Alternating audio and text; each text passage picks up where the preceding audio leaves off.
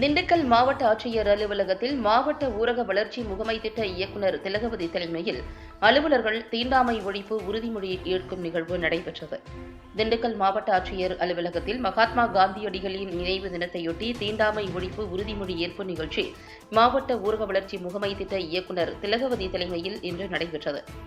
இந்திய அரசியல் அமைப்பின்பால் இடைவிடாத உளமார்ந்த பற்றுள்ள இந்திய குடிமகளாகிய நான் நமது அரசியல் அமைப்பின்படி தீண்டாமை ஒழிக்கப்பட்டு விட்டது என்பதை அறிவேன். தீண்டாமையை அடிப்படையாக கொண்டு எவர் மீதும் தெரிந்தோ தெரியாமலோ சமூக வேற்றுமையை மனம், வாக்கு, செயல் என்ற எந்த வகையிலும் கடைபிடிக்க மாட்டேன் என்று உளமாற உறுதியளிக்கிறேன். அரசியல் அமைப்பின் அடிப்படை கருத்திற்கிணங்க சமய வேறுபாடற்ற சுதந்திர சமுதாயத்தை உருவாக்குவதில் நேர்மையுடனும் உண்மையுடனும் பணியாற்றுவது எனது கடமையாகும் என்பதையும் உணர்வேன். இந்திய அரசியல் அமைப்பின்பால் எனக்குள்ள முழு பற்றிற்கு இது என்றென்றும் எடுத்துக்காட்டாக விளங்கும் என்றும் இதனால் உளமாற உறுதியளிக்கிறேன் என மாவட்ட ஊரக வளர்ச்சி முகமை திட்ட இயக்குநர் திலகவதி வாசிக்க அனைவரும் தீண்டாமை ஒழிப்பு உறுதிமொழி ஏற்றுக்கொண்டனர்.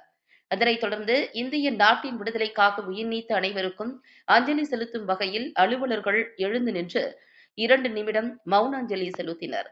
இந்நிகழ்ச்சிகளில் அரசு அலுவலர்கள் பலர் கலந்து கொண்டனர்.